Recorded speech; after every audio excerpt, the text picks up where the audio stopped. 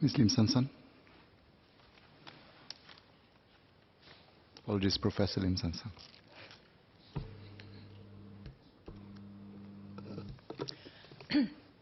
Honourable members of the House, allow me to walk you through a few simple steps. You take one racially charged social media post, add a sprinkling of likes and shares, then layer on a litany of toxic comments. Torch your volatile mixture with an algorithm that draws eyeballs and clicks. And there you have it, the simple formula for manufacturing hate 4.0. These are the everyday ingredients and steps for producing hate speech. How did these ingredients come so easily within the grasp of you and me? In short, information infrastructures. The Minister has spoken today about the dangers of hate speech and its adverse impact on our social fabric. I will speak on how the digitalization of our information infrastructures has made hate speech an increasingly lethal threat, one that demands a concerted response both societally and individually. Digital information infrastructures, including social media such as Facebook and participatory media such as Reddit, allow hate to propagate in innovative and insidious ways. I will highlight two issues of concern. The first is an alarming practice termed as platform antagonism. This refers to the use of fake identities in social media platforms to discredit particular ethnic, cultural, or religious groups. In a study by academics from the IT University of Copenhagen, published in 2018 in the journal Critical Discourse Studies, Johan Farkas, Yannick Schau, and Christina Neumeier studied fake Muslim pages on Facebook. These pages were purportedly by Muslim extremists living in Denmark, who were plotting to rape and kill Danish citizens. They were apparently also agitating to dismantle institutional structures and transform Denmark through the imposition of Sharia law.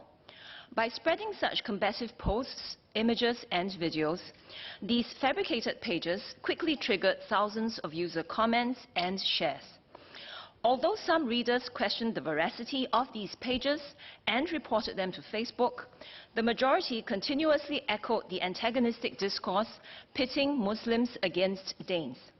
The anonymous page administrators were also careful to delete comments that suggested these pages could be fake. Through this systematic construction of hostility between the two groups, using visually arresting and emotive content, the page owners sought to normalize antagonism. They depicted these two groups as being fundamentally incompatible with each other, thereby sowing discord and legitimizing discrimination. Platform antagonism is thus a potent variant of online hate speech that is facilitated by our digital information infrastructures. A second issue of concern is disguising racist and nationalist views as dark humor on participatory media. Participatory media include platforms such as Reddit, YouTube, and Tumblr that allow for the uploading and sharing of user-generated content. A study by Robert Topinka of the University of Sussex, published in 2018 in the journal New Media and Society, analyzed user-generated images and posts based on the photograph of Alan Kurdi. This 3-year-old boy became the tragic face of the Syrian refugee crisis of 2015 when his body was washed up on a Turkish beach. This poignant image of Kurdi would be repurposed and ridiculed in a community of interest within Reddit. The specific subreddit, I'm going to hell for this, had over 500,000 subscribers and claims to mock political correctness in the interest of promoting free speech. Posts on this subreddit are patently and unabashedly racist and nationalist. In response to Kurdi's death, posts emerged that made light of his demise. Using macabre humor, they denigrated immigrants from the developing world and poked fun at refugees. In so doing, these posts used humor to mask what were fundamentally racist and nationalist views. Topinka, the author of the study, concluded that, I quote, "Cloaks including humor and visual remediation can provide cover, if not sanction, for such discourses and reproduce one of the most dominant and destructive political trends of our times," unquote. I've spoken today about only 2 trends in our digital landscape that allow hate speech to run riot, but there are very many more. Emboldened by anonymity, fueled by interactivity, and powered by mass connectivity, online hate speech can sweep through communities swiftly and insidiously if left unchecked. If I could ask the members of the House to reflect on your not-so-distant youth, recall how you felt when you turned 30. I reckon that you saw it as a major milestone, a definitive step into adulthood. You felt sufficiently capable to make a difference in the world and mature enough to tackle life's challenges. Mr. Speaker, the World Wide Web is 30 this year. Is it the confident, mature grown-up striding boldly into adult life? If the Christchurch shooting is anything to go by, I think not. A medium that enables a cold-blooded killer to broadcast carnage by his own hand to millions of viewers is hardly mature. Indeed, the inventor of the World Wide Web, Sir Tim Berners-Lee, alluded to the fact that his creation is still in its awkward teen years. He declared that, I quote, "When you grow up, you have to accept responsibility. You have to realize that free speech is great, but hate speech is not," unquote. As it stands, today's information infrastructures make it difficult to contain hate speech. A fleeting like, a casual share, a throwaway comment, all these micro-actions can come together in a digital patchwork to create a tapestry of hostility. Social media and participatory platforms have made it all too simple to produce and spread hate speech. We cannot therefore surrender authority for our communication to technological infrastructures, even as hardwired algorithms increasingly rob us of our agency. Instead, we must strive individually and collectively to restore humanity to our interpersonal interactions.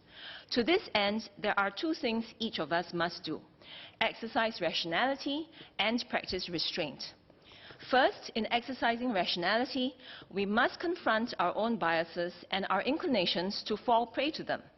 Recognize that we can be easily swayed by sensationalist content that is emotive in nature. Resist the urge to confirm only our own beliefs and remain open to a healthy diversity of views.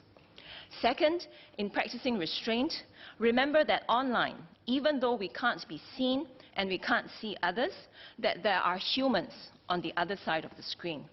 Refrain from making baseless, inflammatory comments that disparage others. Above all, we must not condone or share hate speech. Mr. Speaker, in Chinese, please. 基督城发生的恐怖袭击事件告诉我们，互联网作为传播媒介存在一定的问题。它会纵容心怀仇恨的人自由发表和散播对社会有害的仇恨言论。我们的社会必须行动起来，改善网络环境，防止仇恨言论和网络谣言的发酵。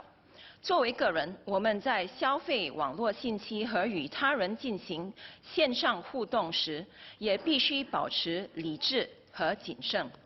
我们个人的努力能够帮助避免仇恨言论的大面积蔓延。Mr. Speaker, a great deal more must be done to overhaul our information infrastructures so that hate speech and online disinformation are minimized, if not obliterated. Incentive structures and revenue models must be recalibrated to make the online environment more positive and edifying. Until and unless such measures see the light of day, each of us must exercise rationality and restraint to prevent the rise of manufacturing hate 4.0. Thank you.